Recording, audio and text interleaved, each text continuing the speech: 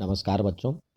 कक्षा 10 में chapter number 12 जिसका नाम एरिया रिलेटेड टू सर्कल यानी वृत्त संबंधी क्षेत्रफल है, उसके बारे में कुछ बेसिक जानकारी होनी जरूरी है। कुछ क्वेश्चन ऐसे आते हैं जो कि बहुत साधारण से होते हैं। यदि आपको उसके बारे में थोड़ी सी भी जानकारी है तो उससे संबंधित आप सवाल दे सकते हैं। ये चैप्टर नंबर 10 और 12 के भी सवाल हो सकते हैं। 10 का नाम भी सर्कल है, यानी उसमें भी वृत्त से संबंधित प्रश्न पूछे जाते हैं। तो आइए उसके बारे में बेसिक जानकारी हम प्राप्त करें।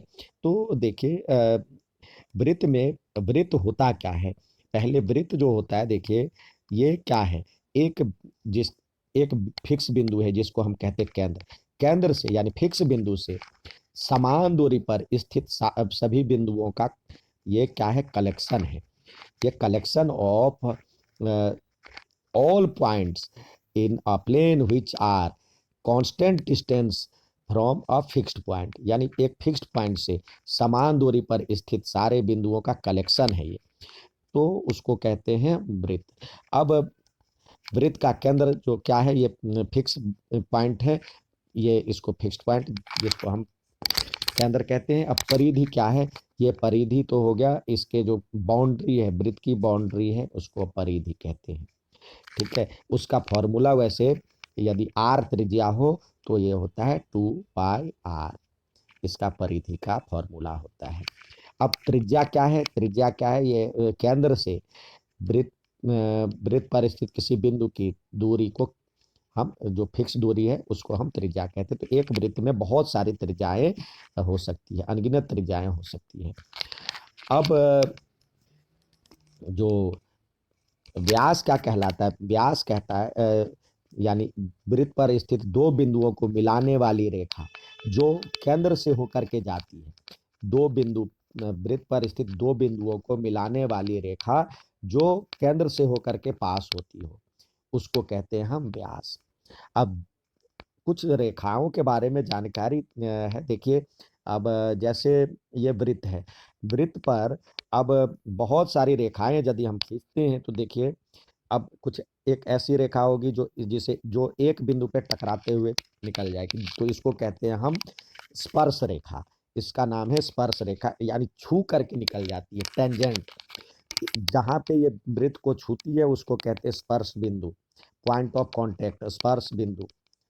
और इस रेखा को कहते हैं जो एक बिंदु पे छू के निकल जाती है। तो अब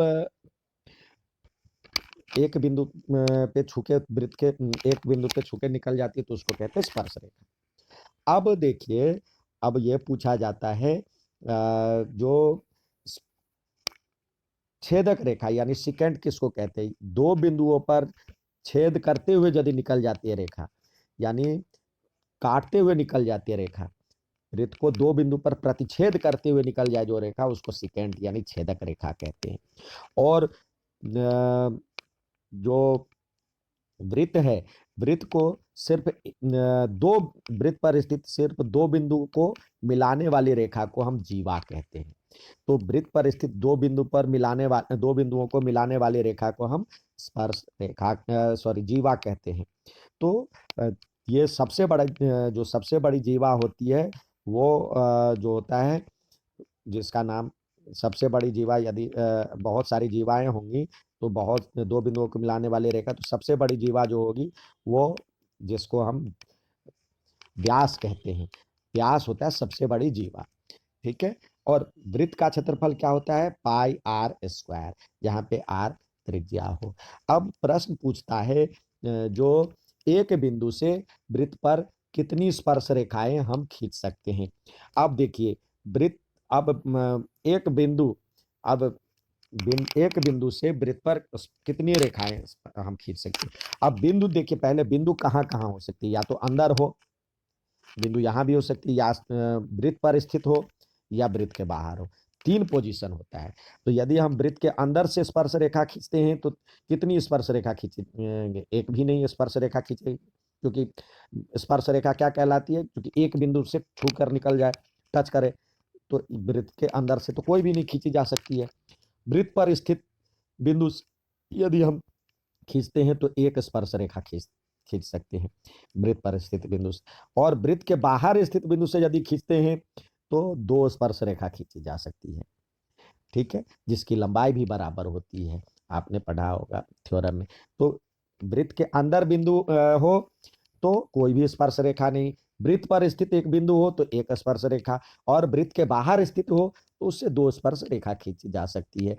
वृत्त आपको बताया जो कि वृत्त और उसकी स्पर्श रेखा को छूने वाली बिंदु को, टच करने वाले बिंदु को स्पर्श बिंदु कहते हैं, पॉइंट ऑफ कांटेक्ट कहते हैं। यानी टेंजेंट और सर्कल के बीच पॉइंट ऑफ कांटेक्ट को स्पर्श बिंदु यानी पॉइंट ऑफ कांटेक्ट कहते हैं, जो कॉमन पॉइंट है।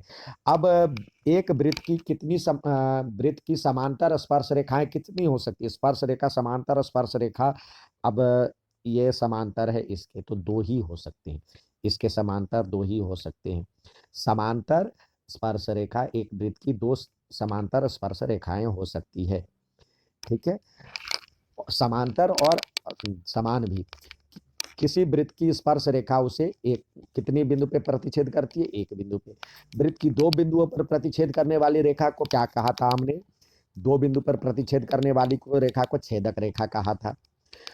और वृत्त पर स्पर्श वृत्त पर स्थित जो, देखिए इसमें ये भी ध्यान रखिए, वृत्त पर इस ये जो स्पर्श रेखा है, स्पर्श रेखा और ये केंद्र, तो वृत्त पर स्पर्श रेखा के स्पर्श बिंदु तथा उसके स्पर्श बिंदु से गुजरने वाली त्रिज्या के बीच जो कोण बनता है वो 90 डिग्री का कोण बनता है।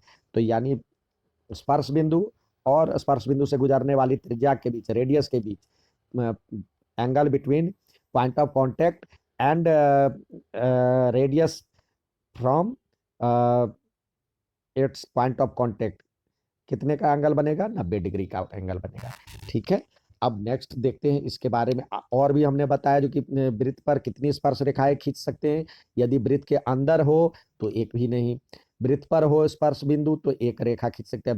वृत्त का त्रिज्यखंड यानी sector of a circle, sector of a circle जो होता है, तो सेक्टर होता है क्या है? वृत्त का त्रिज्यखंड जो होता है, देखिए क्या है, ध्यान से देखिए, दो त्रिज्या है और उसके बीच का क्षेत्रफल है, तो इसको क्या कहेंगे? दो त्रिज्याओं और उसके बीच के चाप के बीच का क्षेत्रफल जो होता है, त्रिज्यखंड किसको कहते हैं? तो त्रिज्यखंड क्या कहलाता है? दो त्रिज्याओं और उसके बीच जो चाप है, वृत्त का चाप से घेरे क्षेत्र को त्रिज्यखंड कहेंगे। तो त्रिज्यखंड दो प्रकार के हैं, इधर जो छोटे वाले हिस्से में है तो ये लघु त्रिज्यखंड कहलाएगा, और एक ये वाला हिस्सा है तो एक दीर्घ त्रिज्यखंड कहलाएगा, ठीक है। तो त्रिज्यखंड समझ गया। अब त्रिज्यखंड का क्षेत्रफल यदि कहता है, त्रिज्यखंड लघु त्रिज्यखंड की बात, यहाँ पे कुछ ना कुछ एंगल बना होगा, थीटा।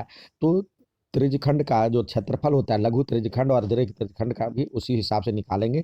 तो लघु त्रिज्यखंड का क्षेत्रफल और या दीर्घ का भी फॉर्मूला वही होगा, तो क्या होगा? थीटा अपॉन में, देखिए क्षेत्रफल क्या होता है, वृत्त का क्षेत्रफल क्या होता है? पाई आर स्क्वायर, ठीक है। और इसमें कितने डिग्री का, एक बिंदु पे कितने डिग्री का एंगल बनता है? थीटा, 360 का, तो 360 से भाग दे दे, और इसके बीच बना जो क्षेत्रफल है तो थीटा बटे 360 पाई आर स्क्वायर, ये हो गया क्षेत्रफल। दीर्घ के लिए भी यही, यदि आप निकालना चाहें तो या तो ये थीटा है तो ऐसे कर ले, दीर्घ का क्षेत्रफल 360 डिग्री माइनस थीटा, ये जो क्षेत्रफल है 360 डिग्री माइनस थीटा बटे 360 और ये गुने पाई आर स्क्वायर, ये तो क्षेत्रफल हो गया। और यदि आपको कहता है इसका आप क्या, लेंथ ऑफ आर्क यानी भुजाओं, इसका परिमाप कहता है, तो परिमाप के लिए ये पहले चाप निकालना होगा, चाप की लंबाई निकालनी होगी।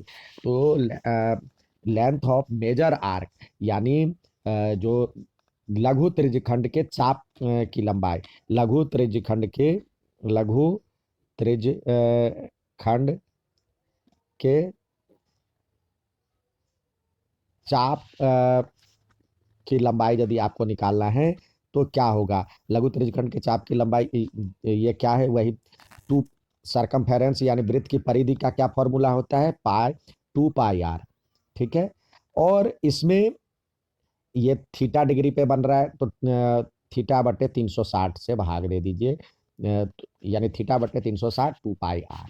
ये हो गया लघु वृत्तखंड के चाप का की लंबाई, यानी लेंथ ऑफ माइनर आर्क।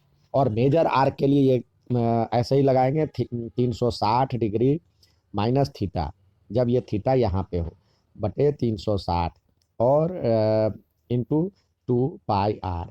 और इसका यदि इसका जो परिमाप होगा, तो देखिए परिमाप यदि आपको कहेगा निकालने के लिए, तो इसमें ये वाला ये वाला भी आपने निकाला, इसकी लंबाई निकाला है, तो इसमें 2 आर जुड़ जाएगा। इसका परिमाप कहे निकालने के लिए तो ये 2 आर जुड़ जाएगा, ये आर प्लस आर। ठीक है, ये ध्यान रखिए। अब हम आते हैं अगले पे, जिसका नाम है, जो अभी हमने त्रिज्यखंड के बारे में पढ़ा है, अब वृत्तखंड के बारे में पढ़ेंगे। देखिए कैसे होता है वृत्त का वृत्तखंड या सेगमेंट ऑफ सर्कल क्या होता है। देखिए आपको इससे पहले बताया था, जो कि वृत्त के दो बिंदुओं को मिलाने वाली लाइन को, रेखा को हम जीवा बोले थे, कॉर्ड बोले थे। तो अब देखिए क्या है, इसका एरिया क्या है। इसका जो वृत्तखंड होगा तो क्या है, area the region enclosed by an arc and the chord is called a segment, यानी एक जीवा और उससे घिरे जो वृत्त का जो परिधि है, उसके बीच का क्षेत्रफल, यानी वृत्त के जीवा और उसके बीच के जो आर्क है, चाप है, उसके बीच घिरे क्षेत्रफल को हम वृत्त का वृत्तखंड कहते हैं, सेगमेंट कहते हैं। दो प्रकार के सेगमेंट होता है, ये है माइनर यानी लघु सेगमेंट, लघु वृत्तखंड, और ऊपर वाला जो हिस्सा है वो है दीर्घ वृत्तखंड, या जिसको मेजर सेगमेंट कहते हैं। तो इसका जो क्षेत्रफल होता है, इसका जो आप निकालते हैं, इसका मेनली क्षेत्रफल आता है, एरिया लघु वृत्तखंड का क्षेत्रफल, उसका जो होता है, देखिए यहाँ पे यदि हम निकाले, ये क्या है, इसका नाम यदि वैसे फॉर्मूले से निकाले तो ये क्या है, ये तो एक त्रिभुज है, और ये वाले हिस्से को हमने नाम दिया था। अब देखिए ध्यान से देखिए, इसका जो क्षेत्रफल होता है, क्षेत्रफल के लिए एक तो ये हो गया, इसका नाम हमने दिया था त्रिज्यखंड। त्रिज्यखंड, और उसमें से यदि एक हम ये त्रिभुज का क्षेत्रफल निकाल लेंगे, तो आपको मतलब लघु वृत्तखंड का क्षेत्रफल आ जाएगा निकालना। तो लघु वृत्तखंड का सीधे हम फॉर्मूला लिखवाते हैं। सीधे फॉर्मूला है, area of minor segment, area of लघु वृत्तखंड, लघु वृत्तखंड का क्षेत्रफल जो होता है थीटा बटे 360 डिग्री, वृत्तखंड का क्षेत्रफल जो होता है πr² होता है, और माइनस कर लें 1/2 r² साइन थीटा। ये सीधे फॉर्मूला इसका मेजर सेगमेंट का माइनर सेगमेंट यानी लघु वृत्तखंड का क्षेत्रफल हो जाएगा। आप r² कॉमन ले लें तो क्या हो जाएगा, थीटा बटे 360, और या तो 1/2 भी कॉमन ले सकते हैं, या नहीं तो 1/2 कॉमन ले लें, और r² कॉमन ले लें, तो इधर बच जाएगा थीटा बटे 180 और pi minus sine theta. Direct ये फॉर्मूला यूज करें क्षेत्रफल के लिए, ये लघु वृत्तखंड का क्षेत्रफल के लिए 1/2 r² या इंटू थीटा बटे 180 पाई माइनस साइन थीटा, या ऐसे भी लिख सकते हैं, यहाँ से पाई r² कॉमन ले लें तो ये हो जाएगा इसी में से थीटा बटे 360, जो जिससे ज़्यादा फेमिलियर है, और इंटू पाई और माइनस 1/2 साइन थीटा, ये भी लिख सकते हैं, दोनों एक ही है। तो ये दो जो फॉर्मूला आपको लगे, तो ये मेजर सेगमेंट का माइनर सेगमेंट का क्षेत्रफल है। और यदि मेजर सेगमेंट का निकालना है तो इसमें से हम πr² जो पूरे का क्षेत्रफल होता है उसमें से ये घटा लेंगे, तो आपको निकल जाएगा दीर्घ वृत्तखंड का क्षेत्रफल। ठीक है, दीर्घ वृत्तखंड का क्षेत्रफल यानी मेजर सेगमेंट का क्षेत्रफल, इसमें से भी यदि आप r कॉमन लेना चाहें तो आ जाएगा, r² कॉमन ले लेते हैं तो ये आ जाएगा पाई माइनस थीटा बटे 360 पाई, और ये जो है माइनस कर रहे हैं तो ये माइनस माइनस प्लस हो जाएगा, ये हो जाएगा साइन थीटा बटे 2 या 1/2 साइन थीटा, ये इसका फॉर्मूला हो गया। ठीक है।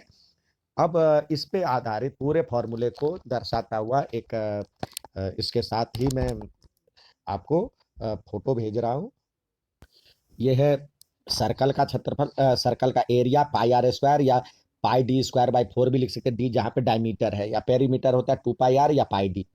सेमी सर्कल में पाई आर स्क्वायर बाई 2, या और इसका जो पेरीमीटर होता है तो इसका तो आधा होगा पाई आर स्क्वायर बाई 2, और इसमें आर प्लस आर जुड़ जाएगा तो इसलिए 2r कॉमन। और ये क्वाड्रेंट यानी चतुर्थांश होता है, यानी ये 90 डिग्री हो जाता है, तो ये लिखेंगे pi square by pi r square by 4 क्षेत्रफल हो गया, और इसमें पाई आर थीटा बटे 360 यानी पाई आर बाई 2, 2 पाई आर होता है ना, तो इसका 1/4 2 पाई आर का 4 से डिवाइड करेंगे तो pi R by 2 plus 2r, यानी ये आर और ये आर जुड़ जाएगा इसमें। और रिंग होता है यानी दो, एक बड़े सर्कल और एक छोटे सर्कल का एरिया निकाल लेंगे तो उसको निकालते हैं पाई आर स्क्वायर, ये बड़ा आर मान लीजिए, पाई आर स्क्वायर और पाई आर स्क्वायर, तो क्या होता है pi common r square minus r square, तो उसके लिए भी a square minus b square होता है, तो a plus b a minus b होगा, तो पाई आर प्लस आर और आर माइनस आर। और इसका जो क्षेत्र परिमाप होगा, परिधि होगा, तो दोनों का जुड़ जाएगा तो 2 पाई आर आउटर का और इनर का 2 पाई आर, तो दोनों को जोड़ देंगे तो 2 पाई आर प्लस 2 पाई आर हो जाएगा। और सेक्टर का अभी बताया थीटा बटे 360 प्लस पाई आर स्क्वायर, और या 1/2, और एल आर, एल ये लंबाई है, और आर जो है क्षेत्रफल है। तो थीटा बटे 360 2 पाई आर प्लस पाई आर, ये हो गया। और सेगमेंट जो होता है अभी आपको बताया, जो कि ये फॉर्मूला बताया था, अच्छा लगे तो लाइक और सब्सक्राइब जरूर कीजिएगा। ये बेसिक जानकारी है, इससे इंपॉर्टेंट सवाल, इस चैप्टर से संबंधित इंपॉर्टेंट सवाल का नेक्स्ट वीडियो बना के भेजूंगा। धन्यवाद।